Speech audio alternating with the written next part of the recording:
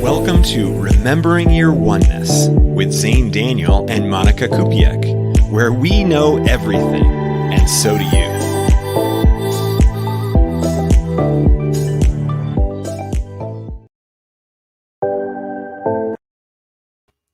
I hit the wrong button. Typical, very typical. Typical. That's the first time I've ever done that. Some sort of lag in technology. Yeah, that's right. Hi, how are you? To me or to everyone? Yeah, to you. I'm great. Today is a new day. I did yoga in the morning, which I never do. I usually just wake up and I'm ready for the podcast. But today I woke up extra early. Right. Extra early. It's what, 10 right now for you? Yeah, it's 10 right now for me. Oh my gosh, you rolled out of bed and came on the podcast. Life in Hawaii.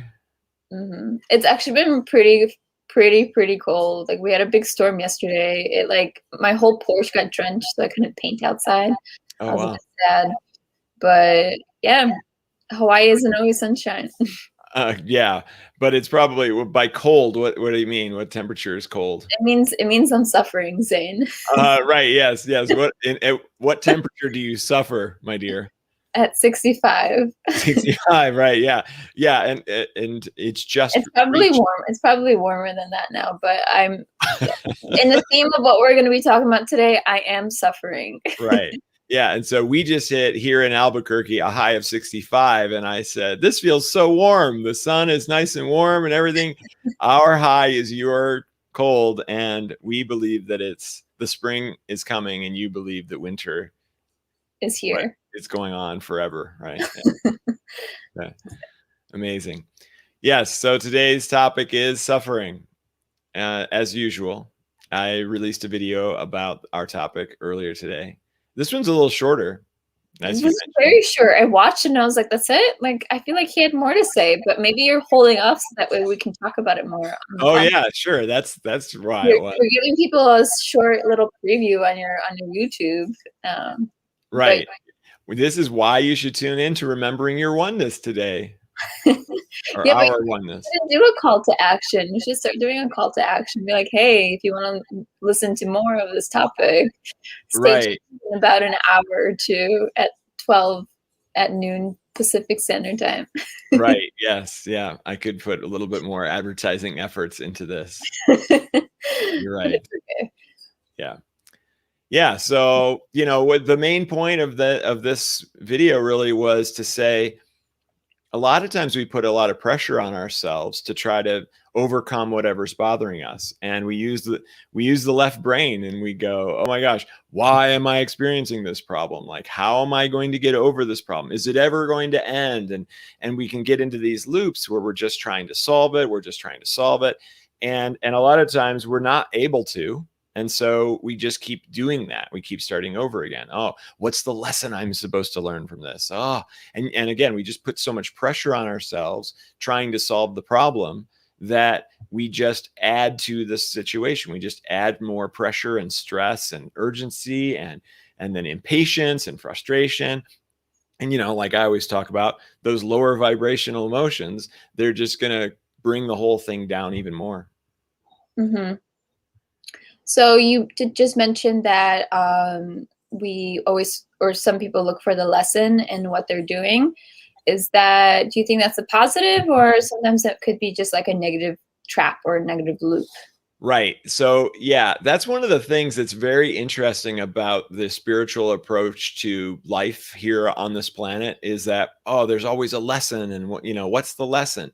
I've run into people that are trying so hard to find the lesson that they are burdening themselves with that task, that they're just going, oh my gosh, what could the lesson be from this? And it's like, and that's why I say a lot of times, actually, you don't have to know what the lesson is. Certainly not at this moment. At some point, you probably will. You'll be able to look back on it and go, oh, okay, so that was the lesson for that, or this is what I did. But again, adding more stress to it is not going to help the situation for sure. Mhm. I actually tend to, I think as of recently, like a couple of years ago, I started to actually accept whatever state that I'm in and actually just let it play out and not try to, I guess, feel guilty in a way because of it. So it's just more of like, if I Yeah. am suffering in the moment, let me just experience this for a while. Or if I'm mad in a certain time, let me just like feel it out until like it passes. Yep. And then maybe I will just like, feel it out with what I had to learn from it, kind of like gathering that lesson for it. Right. But I do know, like, in the moment of like when something is, triggering me, or if I'm in that suffering state, I do get I know I do get irritated, definitely. And Hmm. I don't think that's like a negative or a positive thing. It's just something that I need to let out within my body. Right. Like maybe like a stuck emotion that's just like releasing in this state. So it just needs to, bottle up a little bit more. Yeah. Yeah. Yeah. It definitely,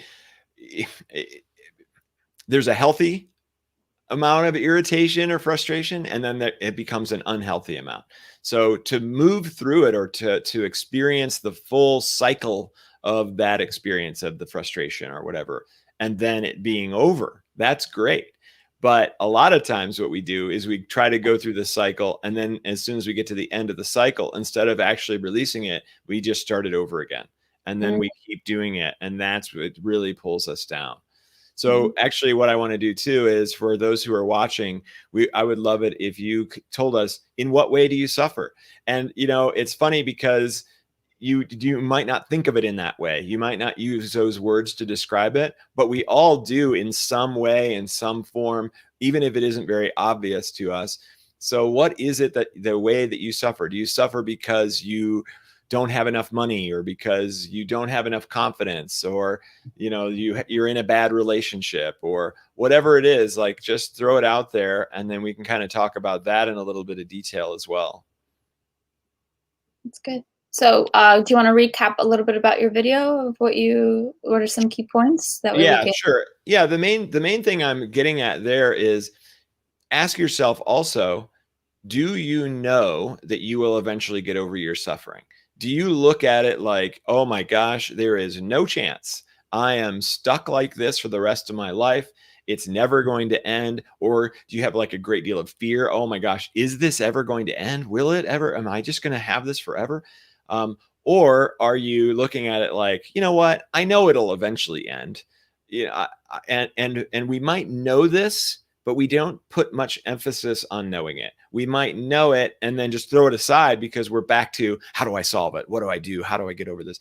And instead, if we were to focus on the knowing, that truth, that, oh, okay, I know that I'm going to get over it.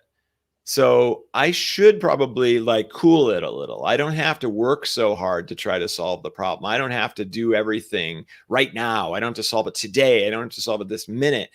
That Mhm. eventually it'll pass. And when you go into that state of, oh yeah, I know it will, then some of the pressure gets released. Some of the pushing of yourself gets released. Some of the, you start to relax a little bit.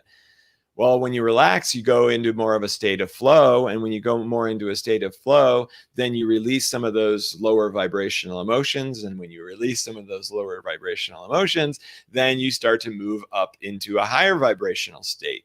Then Mhm. you do that, the suffering is not nearly the same level, not nearly the same pain, and it becomes much, much easier to handle.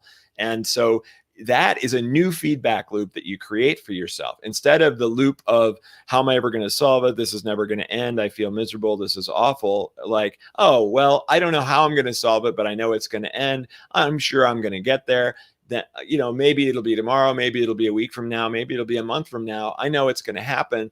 That is Mhm. a brand new and beautiful loop that is really a healthy one. And you're going to start to come out of it way faster than you would if you continue to loop yourself in that I'm never going to get out of it mindset. Yeah, that's really good. So we do have a couple people that Yeah. mentioned Okay. So let's see here. suffering. All right. I think my suffering is lack of confidence and self-worth. Yes, this is a very common one. Super easy to experience. So many people do. I mean, everybody, I think, at some point does. I think that's part of the process. You know, when I was a kid in middle school, I experienced this like nothing else because I was teased relentlessly by my classmates, and I knew that I thought to myself, well, maybe I deserve it. Maybe I am not good enough. Maybe, you know, I I'm I'm doing all the wrong things, or I'm not cool, or whatever that was that they were telling me. And so I took that to heart. And when we have abuse situations, no matter where it comes from, whether it comes from our classmates or our teachers or our bosses or wherever, we can't help but take it to heart. It's part of our like self-evaluation system that we use to determine if we're going to help the tribe survive or if we're going to be a detriment to the tribe. And if we're going to be a detriment to the tribe, what do we have to change so that we can actually help the tribe survive? Because that means that we're going to survive. So it's Mhm. very, very natural and normal to feel this way. I'm sure you have similar kinds of experiences and stories, don't you? Yeah, definitely self-worth was one for me. Especially when I moved here to Hawaii, just being all by myself, just really realizing what it is that I want to do, and how valuable am I to, like, say, to a man and whatnot. But for self-worth and self-confidence, that's one that I always worked with. Like, it's your third chakra. Right? So wearing yellow always helps, or just surrounding yourself with yellow objects, that will automatically help you on a subconscious level to help you raise your self-worth and your self-confidence. Most of my self-worth was done through, it was like a lot of energy healing that I was doing through that someone helped me. So sometimes it's like just linked to like unconscious trauma that you just don't know of, or just something linked with your family that you aren't aware of, that it's just been passed on to you from generation to generation, or from your ancestral line. So if you are keen on like working on yourself, that's the best way to help your self-worth and your self-confidence. I think my self-confidence increased the more I became more spiritual and more in tune with myself, just really listening to my intuition and not really caring what other people think about me, which takes time. I'm 27 now, so I think the last like 10 years it's been just working on that. Yeah. And I have to say, like, now I feel much more comfortable in my own skin and much more confident. Right. Yeah, that's great. Sherry, I want to talk to you for a second. You are perfect. You've actually never made a mistake in your entire life. Everything that you've ever done has gotten you to exactly where you are right now. So, congratulations. You did it. And you can't make a mistake moving forward. It's impossible. Everything that you do will always set you up for the best possible life for yourself. So you can relax because you are perfect, and everyone is. And that's what's interesting. I love perfect, the word perfect, because we look at perfect as this this thing that is actually unachievable. It's this thing that our bosses wanted us to be, our parents wanted us to be. Eventually we often look at it that we want to be. And when we judge ourselves on this thing that actually doesn't exist anywhere in the universe, then guess what? We're always going to come up short. But there's another type of perfect.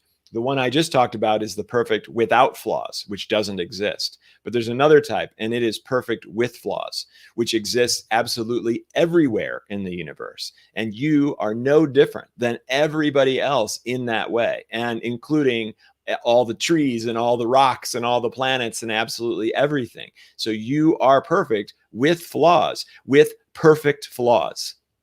So maybe that helps a little bit to stop, to lower that judgment on yourself, and to recognize that you are actually the exact perfect being that you have ever needed to be and ever were supposed to be. So there's nothing to pursue anymore, but to actually relax and rest and love all that you are and all that exists, because you're going to remember your oneness and know that that is all true. All right. Oh, Zane. Yeah. Wow, there's a lot of good comments here. All right, That's so my part. So we do have a common theme of a lot of them are entities. So if you okay, want to just touch on all of them, because it seems like there's like 3 or 4 or 5 of them okay, right now. great. Yeah, and if anybody is not aware, I'm doing a free workshop today in like 2 hours or something. So I should get the link for that. Hold on a second. I can provide that so that if anybody hasn't registered yet, you can do that. Here it is. So that should help a few people that are suffering with that. Yeah. So hopefully that works. If it doesn't turn up as a link, you can always copy it and paste it into your web browser. Mm. But yeah, so yeah, the negative entity thing, definitely a huge problem for many people. And that's why I teach a giant class on it, because it's not something I can just sum up right now. But the workshop today will make a huge difference, I'm sure, for many. And you know, when you look at the biggest thing to do is to know that the entity isn't really the cause of the problem. The entity is a symptom. And so you have a bigger problem that needs to be addressed. And that problem, who knows what it is, for everyone, it's different. It could be that, the low self-worth, like we were just talking about, the childhood abuse situation, the current abuse situation. Maybe you're in a bad relationship, and you haven't been able to get out of it yet. So there are bigger issues that we have to work on. And the big one is really the way that you look at life and the way that you look at yourself. If you look at yourself with love and unconditional love, and you look at life as this perfect, amazing thing, and all the crazy stuff that's going on is actually beautiful and fantastic and wonderful, then it's much, much harder for those negative entities to latch onto you. If you look at them, the other thing, major one, which we talked about last week, is if you look at them as more powerful than you, then you put yourself in a low power situation, you give them all of your power, and then they continue to dominate your life. So a major thing that you can do is realize that they are actually somewhat weak compared to you and to your incredible free will, because you have domain over your experience and they don't. You're essentially allowing them to have that domain. So the process of learning that they don't have it and that you do can take more than just me saying a few sentences like this, but it's definitely the step in the right direction. Yeah. And then you just mentioning that the negative entity becomes weaker when you like essentially become aware of it in a way. It's very similar, say people that don't have entities like I can't really relate to that because I've never really experienced anything like that. But exactly what you just said resonates with like an ego voice, and that really creates that suffering also to people that don't experience entities. So like the more becoming aware of that ego voice, then you're also weakening it. You're also becoming stronger, and you're breaking through that wall that it's creating for you. Mm-hmm. So I do like that, you can pull the things from a negative entity that you teach, but you can also relate it to something else that could be related to suffering, because essentially you are creating it in your mind. Absolutely. So anyone else that had a to sum up what you just said, actually, I would say that where does suffering come from? Right? From your mind. Yeah. It comes from within. It always comes from within. You can often blame or seem like you should or could blame things that are outside of you. You could say, oh, it's because this abusive relationship. It's because of the childhood traumas. It's because, yada, yada, yada. But ultimately, you get to choose. And that choice does not seem like it is possible when you're in the midst of the suffering situation.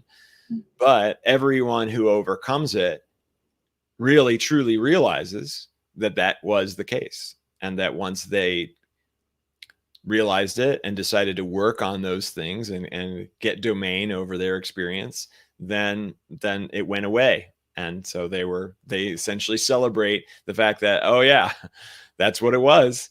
It wasn't anything outside of me. And so when you are in a bad situation, a lot of times I like to tell people, that bad situation that you're in, that person that is maybe abusing you, because I even had that when I was working in the video game industry. I would have people that would, essentially abuse me at work. And one day I realized that that person or those people were my greatest teachers. They were the greatest opportunity for me to overcome some things in myself to be able to handle it.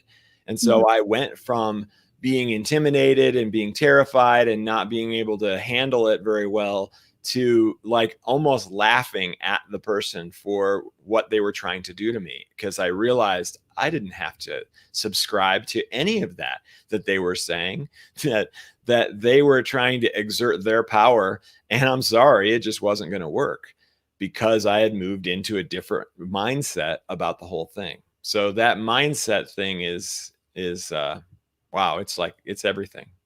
And the more you start becoming aware of how you talk to yourself, I think that's just the best way to start getting out of a state of suffering too, because then you'll realize like it's just your own voice that is doing this, or it's you creating it. Even when you have like anxiety or something, it's like you are creating this anxiety.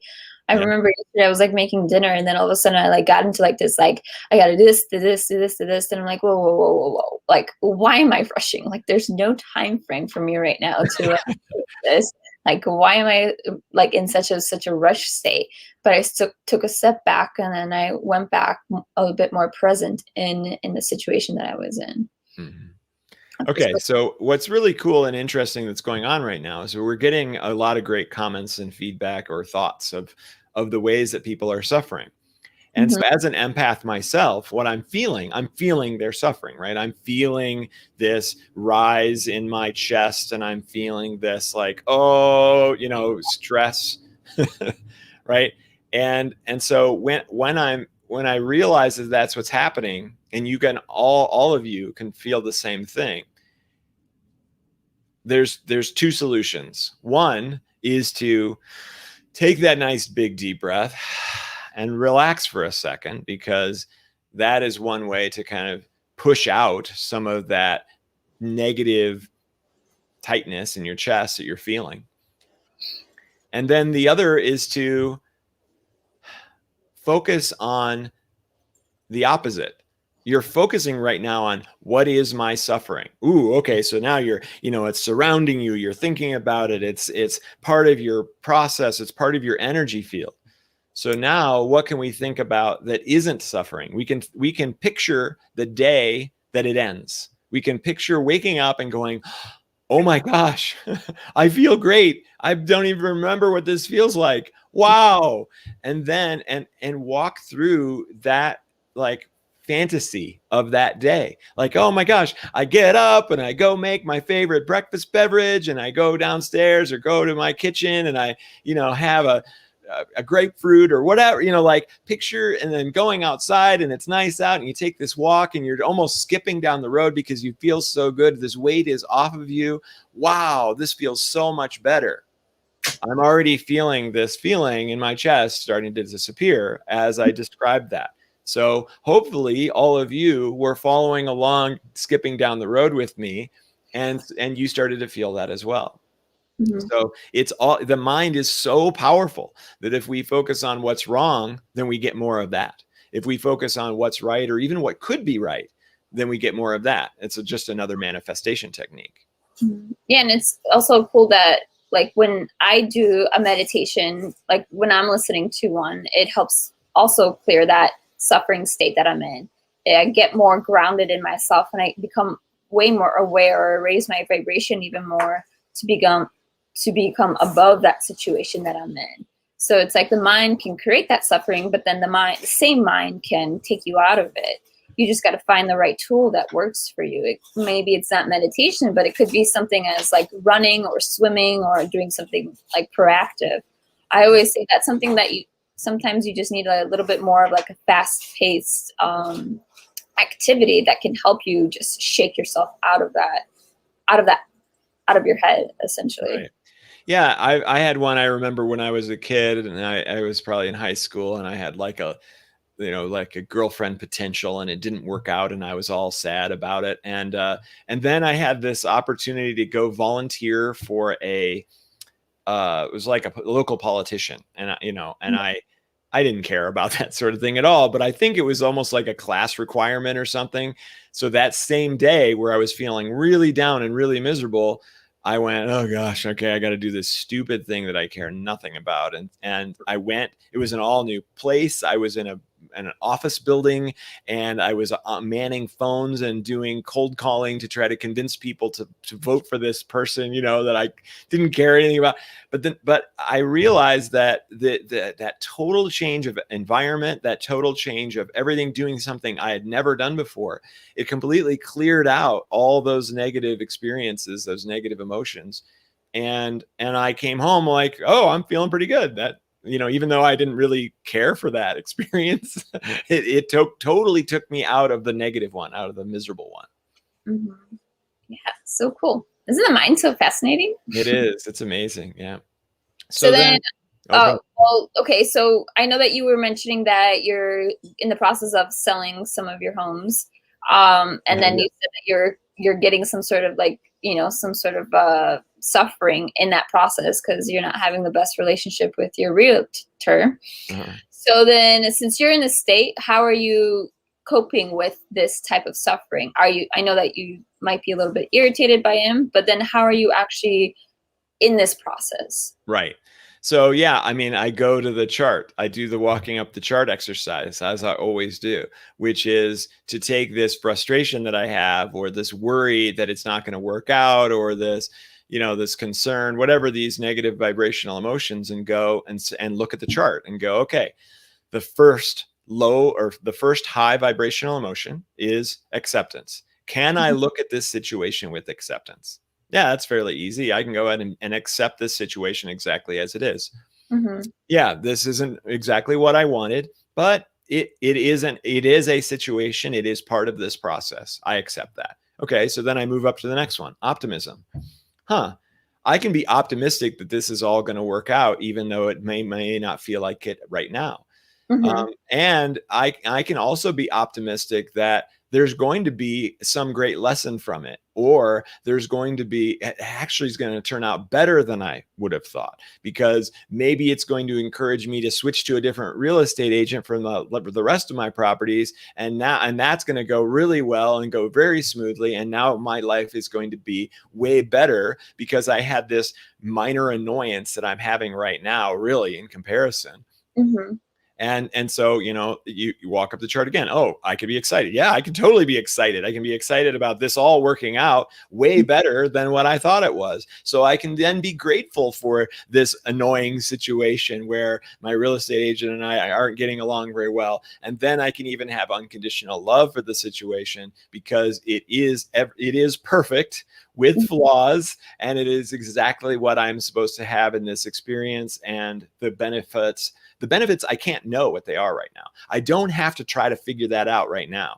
All I have to do is have faith and expectation almost that it's all going to work out better. And so I can relax a little. I like that you said unconditional love for that person. It just makes it seem that, even though it's something so negative, you're still offering that person love. Oh, and yeah. It will change the situation. Last night, I actually had a very interesting dream where it was me and two other people, and we were being chased by like this monster, but we were going through like this labyrinth. I think they're called labyrinth. And we got to this like dead end, and I just became aware, like, okay, this is it. Like, we're gonna die probably. And when this monster came to us, he had this like really negative energy, and I became like, I got like this ghost white feeling, when you're just like so shocked and just like, oh my God. But then I remembered love, that I can offer this person love. So I took out my hands and started doing like love Reiki on him, and I created this like shield all around me and this other person, the two other people that are with me. But this monster like broke into the shield. So apparently, like, I wasn't doing it strong enough. I wasn't like. Okay, good. Continue to test you. Yeah. Yeah, and then like, I guess we got him sidetracked, and I really like gathered that love energy, and I just gave it to him, and eventually whatever negative thing that was like around him just like went away, and he became this beautiful, fun creature that we became friends with. But it was so cool that like in my dream state, I even remembered like you could just offer love and so much good can come out of it. Yeah, fantastic. That's really amazing to be able to do that. And that means it's really sinking into you that you can do that for anything. And you made a tiny little comment when you said you were glad that I was unconditionally loving him because maybe that would help the situation. And actually, that's not the reason to unconditionally love someone. I don't have any expectation that it will change the situation. I unconditionally love without condition, right? So I am not trying to say I'm going to love you so that, right, to have some sort of result. It is just pure unconditional love for the situation, for the individual, for everything exactly as it is. And it's hard to remember that sometimes because we are all about cause effects. We want to solve problems. Oh, maybe this will solve the problem. No. Unconditional love, you don't do it because it's going to solve the problem. You do it because it is unconditional. Like that. So anyone in the audience offer unconditional love like that? Yeah, nice. That's a good question. Yes. Because he takes it to the next level. Yeah, because it isn't easy, right? Like that is not a natural state for us. And I've talked about it before that we are survival machines, and we are just trying to do the right thing mostly for ourselves first. It's just like if you're on the airplane and they say, when the oxygen mask comes down, you got to put it on yourself before you put it on your neighbor, because if you don't put it on yourself, you probably can't help any neighbor. So we're very programmed to take care of ourselves first. So what was I saying? I totally lost my train of thought. What led me down that path? That was awesome. No idea. Well, I don't know where you were getting at it either, but you just made the reference of just putting the mask on yourself. Yeah. But what did you said that made me start going down that path? I don't remember already. Oh, because I was praising you for how high unconditional love you have. Oh yeah. Okay. Right. And so it is hard to get to that place where you can go ahead and unconditionally love all, because it is unnatural. It is unnatural because if the saber-toothed tiger is coming at you and you say, "Oh, I unconditionally love you, saber-tooth," it's over. Right. So that doesn't happen correctly. So it takes a lot of work. And I do really believe that it doesn't actually come naturally to us in the way that we feel most of our emotions. We feel all the emotions based on survival, but that one, because it's not based on survival, we feel it in a completely different way. And until you open yourself up to the possibility that you do feel it in a different way, then it's almost impossible to feel. What do you mean by impossible to feel? Okay, so we are essentially, in our oneness, unconditional love. That's what we are actually made of. That's all that exists. Actually, it's just unconditional love as like the building blocks of existence, because unconditional love equals source, equals us as oneness. So because we are essentially unconditional love, we don't feel unconditional love very easily, like we would feel romantic love. Romantic love has this extreme feeling. We feel it all over, and it's very important to feel it because it's about the survival and the furthering of the species. But unconditional love is unnecessary to feel because it's what exists. It's all that exists. So you can relax and rest in the idea that actually you are an unconditional lover. That is what you are. You unconditionally love. That I unconditionally love, or I love unconditionally. You don't have to put a target on it because you just love unconditionally. That's what you do, whether you're aware of it or not. Doesn't matter. That is who you are. A mail clerk sorts mail. A salesperson sells product. We unconditionally love. So it's actually tapping into just acknowledging that truth. So you can close your eyes and it can be your new mantra. I unconditionally love. I love unconditionally. And when I do that, I find myself like flying through space. I'm looking at stars and nebula and planets and everything, because all of this creation, all of this stuff that I made as source, I also unconditionally love. So there's no There's no obstacle to that unconditional love. It's happening constantly, and it's just acknowledging that you're experiencing it is how you experience it. It's good. Can you hear that? Yeah, that time I did. Yeah, it's one of those days today for me. Hilarious. Stars shine just as we unconditionally love. The people that are cutting my grass. Right. Nice. Well, they are. We can unconditionally love them. Oh, I like that. Stars shine just as we unconditionally love. Absolutely. I always get a really beautiful energy when I'm out stargazing. I actually do that a lot here just because my backyard has a whole bunch of them without the light pollution. I always feel that I can feel like my guides more when I'm out in nature or out and stargazing. Yeah, absolutely. Look at all these beautiful comments. Forgive all the time. Yeah. Everybody's just trying their best, Patty. Everybody is doing what they think is right. So what can we do but forgive them for it? There is nobody that is really trying to be evil. Everybody roots for the good guy to win in the movie. Nobody roots for the bad guy to win. And if they do, it's just for fun. They truly want the good guy to win. And so even the people that are doing evil things are thinking that they're doing the right thing. And they are certainly, most certainly, following the rules of their life, their soul contract. And so we can love them and forgive them for that reason as well. Do you ever view life as a video game where you're just trying to figure your way out through everyone? Where, you know, oh yeah, instance comes where you gotta do not like do or die, but like you do one thing and then it leads to the next challenge or the next level. You just leveling up until this infinite amount. Right, absolutely. And what's great about it is I often talk about video games because, of course, I was a video game producer, so I correlated a lot.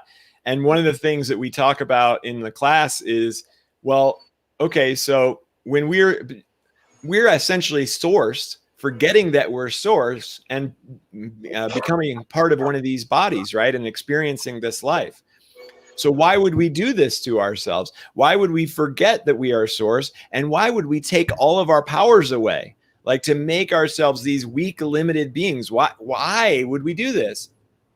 To experience it, to have those experiences, to take it seriously. Because if we had all of our power, we could go, oh, there's a bunch of starving people. Now there's not. Okay. Oh, there's a bunch of miserable people. Now there's not. Oh, well, actually, there's no challenge left at all. Right? So everything's just fixed. Mm-hmm. Well, I can correlate that to video games. If you've ever gotten a cheat code for your video game where it's very challenging, you can't get past a certain level or whatever, and then you get the cheat code that makes it so that your character doesn't die or whatever, then you just easily move through that level.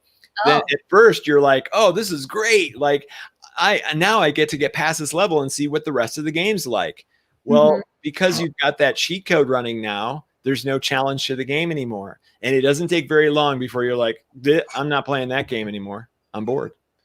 So that's what it would be like if we had this knowledge and we had this power. We would be, for like 5 minutes, we'd be like, yeah, this is so cool. I'm going to make all this stuff. Yeah, okay. So now there's no challenge. There's nothing to do. I'm done. So what you're saying is that there's no point of skipping any steps.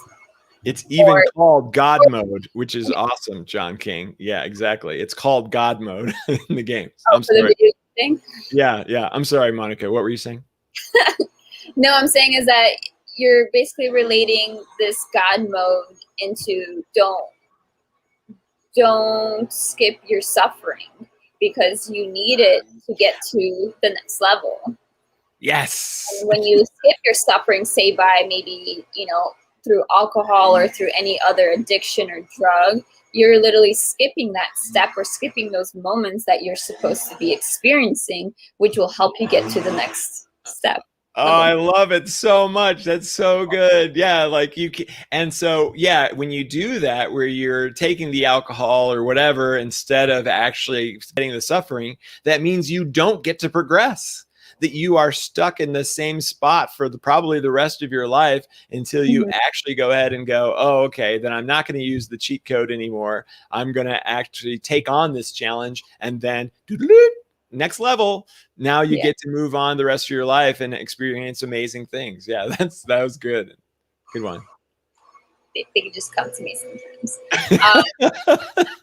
But like, no, but same with like, even with alcohol or any other addiction, like I feel like you still need that suffering because it's part of your life. And it's like, if you are struggling with something like that, then don't feel guilty about it. Just accept that, hey, you just need this, extra drink right now to maybe get you through this. But know that there is also an alternative, that your brain or your mind is going to be like, okay, hey, it's been enough. But maybe you just really need it right now in order to, maybe your path will change the more you drink or the more you do this certain drug. And then eventually your mind will wake up, be like, hey, I'm done. Like, let's move on. Let's get back on course. Right. That doesn't always happen, but yes. Yeah. It doesn't always happen, but we're going to hope that it happens. Right. And so going back to our original kind of concept, of course, is suffering is this experience that you do not want. So we are we are in resistance to suffering. So what am I talking about at the very beginning was accepting it and being okay with it and saying, well, I know it's going to end eventually. And so kind of going with the flow with it, which means, of course, then you're not going to perpetuate it because you're resisting it. And so, that is a brilliant and a very beautiful solution, instead of, using alcohol or drugs or whatever to try to overcome it. Like, just have the confidence in yourself. Just be the beautiful being that you truly are, that, yeah, you can handle this. You can get over it. Just try it and see how it goes. And don't have expectations that it's going to go away just because you tried it. Have the expectation that you're going to experience it for a little while and be okay with it. Experience it. Like you said earlier, feel it. What does it really feel like? Explore it like a curious child who's, exploring its world. So then you have so many good little, like, I'm going to do another like symbolism. Yeah. Well, okay, so a child usually has like a very pure mind, and I feel like it's always an external thing that makes it start to suffer. Where this, whether a parent or like they see something on TV and they're experiencing their first type of suffering per se. Because usually when a child falls, like sometimes it takes him a while before he starts to cry or she starts to cry. It's usually because the parent like projects that like panic, like, oh, are you okay? So I feel like then the child might just naturally start to cry. So it's like now in your adult life, it's also like you're waiting for a reaction in a way. Or like say you're on social media, you're waiting to see something that will trigger you to make you feel shitty or to make you feel depressed or to like stir up that suffering. So it's almost like you got to really take a step back and go back to being like a child, having that child mind or that innocent mind, in order to really see your suffering from a different perspective. Like, am I actually suffering, or am I just making this up in my head? Like, am I safe right now? Am I okay? Am I grounded? Or do I actually feel unsafe? Or do I actually feel like I don't feel like myself anymore?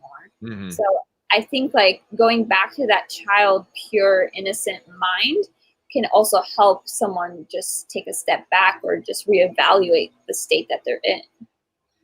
Yeah, because we are this beautiful, innocent child. Is with us at all times. We carry it with us, even though we feel like we don't. It is still accessible. It is still a part of us. We can go outside and we can look at the ants on the sidewalk and watch them carry their little bounty back to their thing. Or we can go out and find something fuzzy and like, ooh, what does this feel like to touch this? Like enjoy the little things of life and experience it. We can step back into that version of ourselves because it is always there, and it's always there unchanged. So you can do that in any circumstance. You can be the child explorer, or you can be the master, because you have that available to you as well. You have universal knowledge that is always there and accessible, and you can go ahead and talk to it. One of my favorite things to do is to talk to the voice of universal knowledge.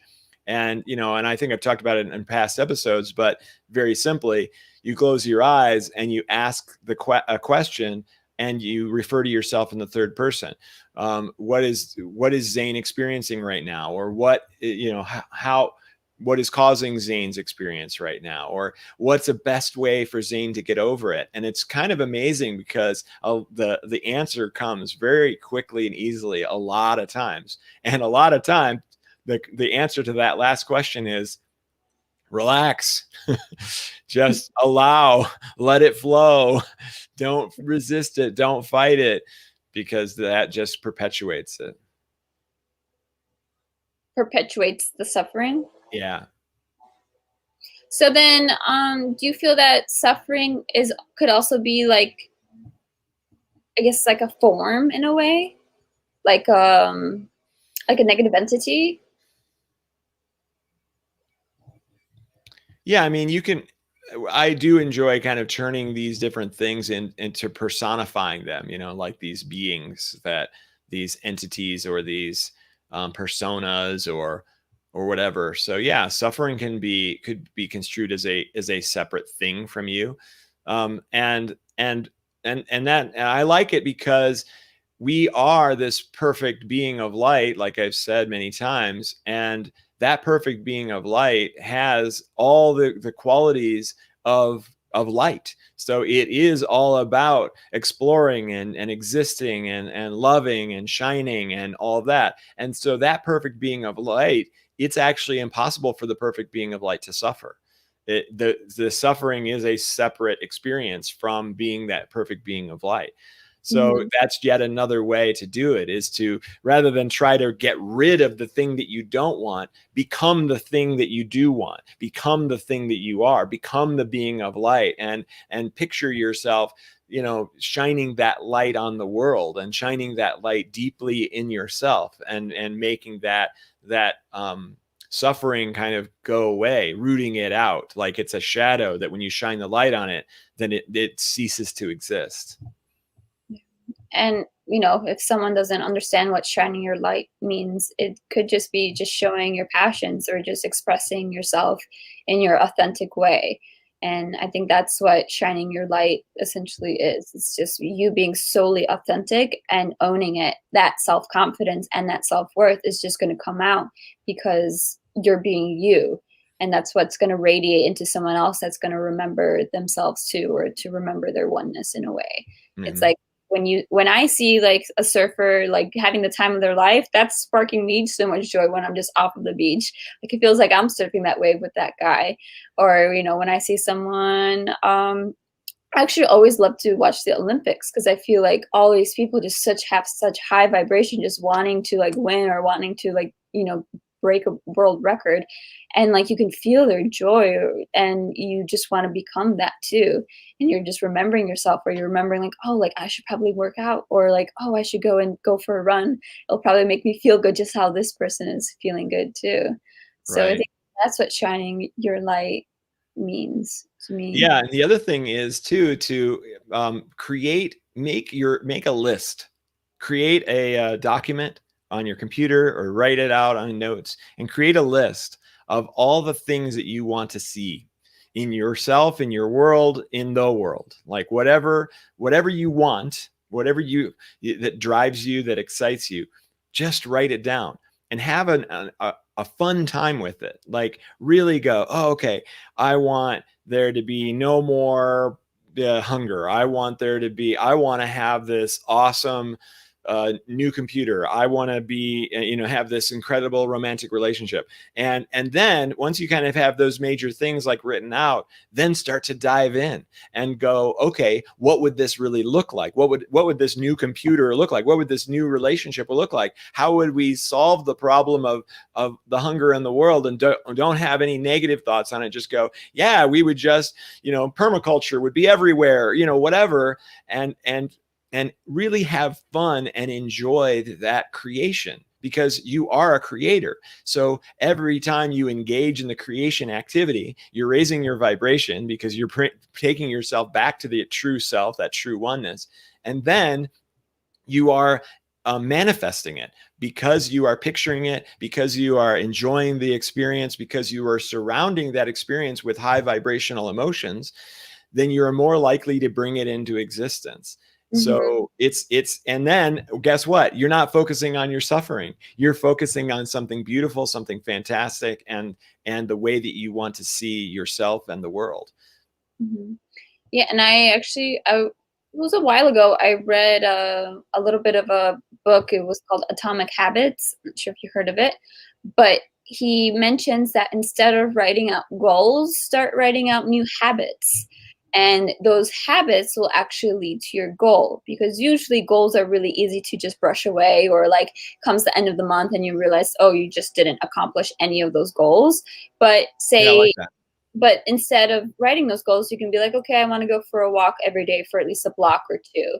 Yep. Or you're going to start to incorporate a little bit more fruit into your diet, instead of, changing your whole diet completely. It's just like using those small baby steps that will lead you to that end goal, but really focusing on the little habits first, because that is something that you'll get to in the long run. Nice. Yeah, absolutely. I like that a lot. I like the idea of having your habits as goals as opposed to the end goal. Yeah, because there's a lot of people that have problems with actually accomplishing the end goal, but then on the other hand, it's easy to say, oh, okay, well, I can take a walk today. I can eat different foods today, that sort of thing. So we got to throw this other. Good old Eduardo is in the house. Woof woof. And he's glad he's not an empath. That's interesting. All right. Thank you so much, Eduardo, for the $5 super chat. That's so cool. And then, yeah, we talk about the empath. Like I said, he's in one of my classes. And we talk about the empath as actually something good, because a lot of times people look at being an empath as bad. They go, oh my gosh, I don't want to feel everybody's emotion. I don't want to feel all these different experiences. This is terrible. But actually, we come here to experience the emotions. That is the main reason that we are here, because when we are source, or when we are our higher selves, we can't feel fear, and we can't feel romantic love, and we can't feel all the possibilities. So we come here to have emotional experiences. Well, then, if that is the reason that we come here, then what better way to experience all the emotions but to come here as an empath? Because now, not only do you get to feel all of your emotions, but you get to feel everybody's emotions. So, wow, so amazing. Like, congratulations, you're an empath so that you could feel all the emotions, because otherwise you can't feel it. And so when you look at it's all about mindset, right? If you look at the thing that you don't like as something beautiful and wonderful and awesome, then you stop not liking it. I really like Pearl Swirl's comment. I'm gonna pull that one up. Yeah. Yep. 1% every week. It only takes 100 weeks. It takes 2 years and you are perfect. Smiley face too.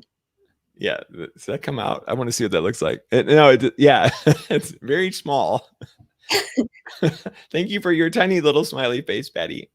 It's not tiny. I can feel it. Yeah. I feel it's a big smile radiating. Beautiful smile. Yes. I like that you said to not think of your gift. I guess because being an empath would be kind of like a gift, but it's almost like not to think negative of your gifts that you have, because sometimes being an empath is like very draining. Like I sometimes wonder, like, why can I feel other people's feelings? Like, why can I like feel this? Like, I can like know people before like they even introduce themselves. But I really like that you just said that, yeah, just own it, and you're able to feel these things. It's a beautiful, factor of my life. Right. So I might take this week a little bit differently. Nice. Yay. Then we've done something right. We've changed Monika this week. Yeah, that's great. Yeah, and it's so funny when you say various things, like what did I just say a second ago? If you look at the thing that you don't like as ugly or yucky, or then why don't you just look at it that it's awesome? And then it won't be bad anymore. It's like, oh, that's kind of one of those dumb statements, right? Like, oh, if it were just that easy, right? Change my suffering around. Yeah, let's just change this all around, push this one out and bring this other one in, and it'll all work out perfectly. Oh my gosh. So Wow. Thank you, Maria. It's a fun one for sure. Maria said, I think that this is one of your best episodes. Aw. I think this is number 11. It might be. Oh, is it?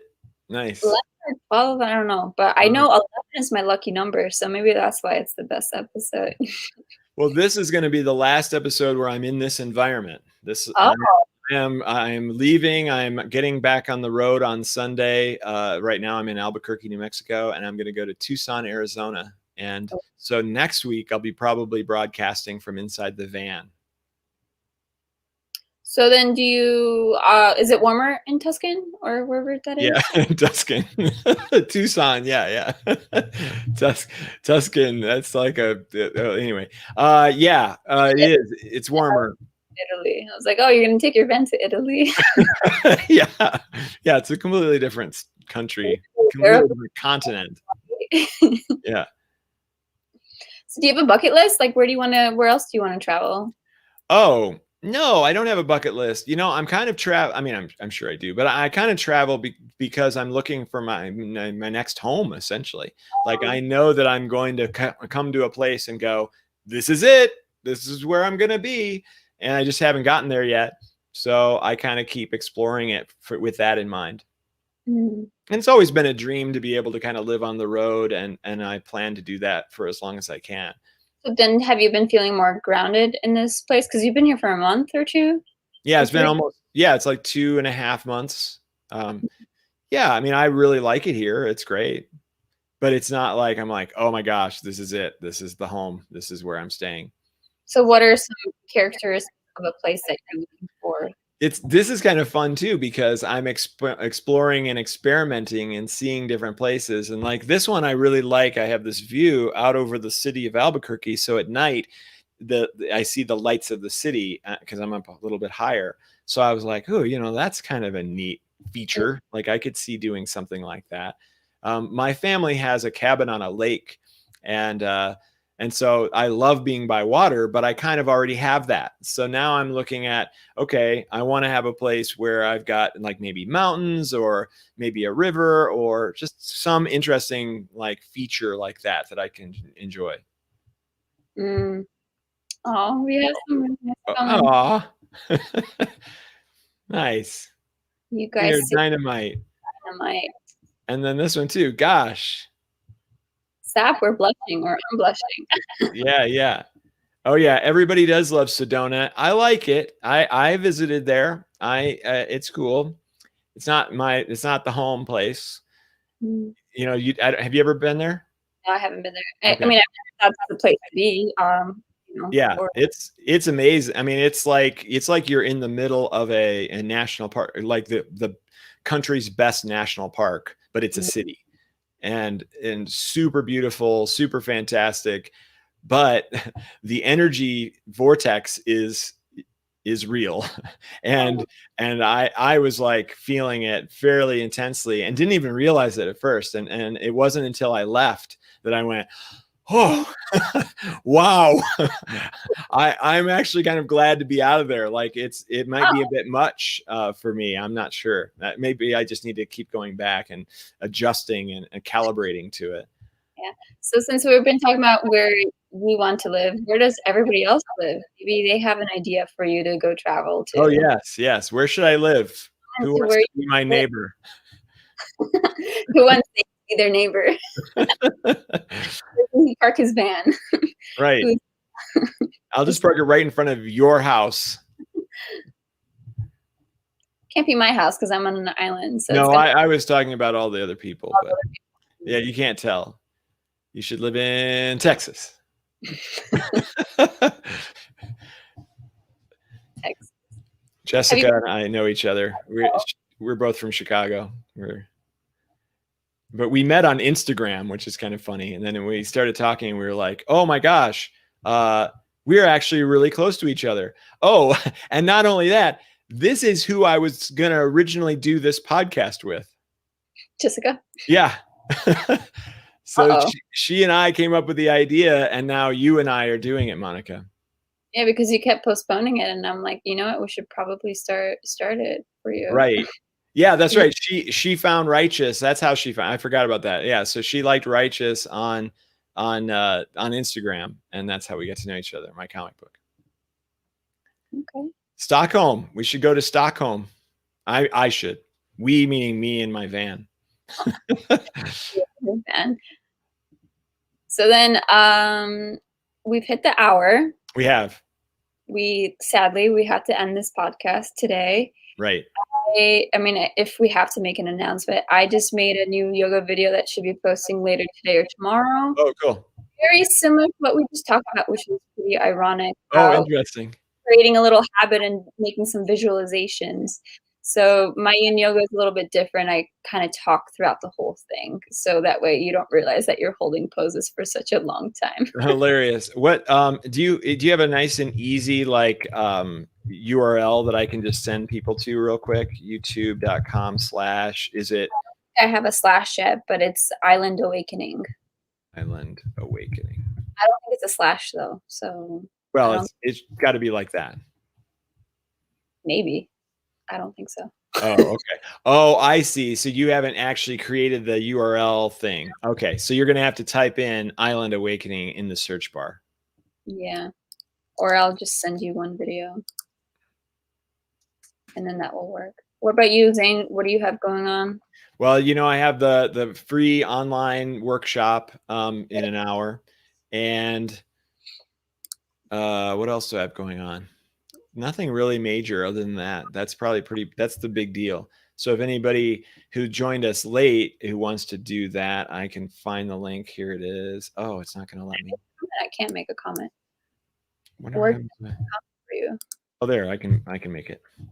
Yeah, you probably can't post to this, can you? It's only me because I'm the host. But I just messaged it for you. In what, Facebook? Ah, yeah. We're so quick. Now you guys know how we work, how Xane and I work on the background. Yeah, there we go. And so there, I just gave everybody also Monika's YouTube channel, so you can go there and subscribe and become a fan of all her awesome stuff too. Because you're already What's that? Because you're already too awesome.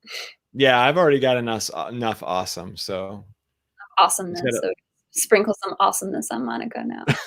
Right, exactly. Some more unconditional. Well, thank you everyone for joining in today. We'll be back here next Thursday, every Thursday at 12 p.m. Pacific Standard Time. So hopefully, thank you for joining us in, and aloha, guys. Bye, everyone. Thanks.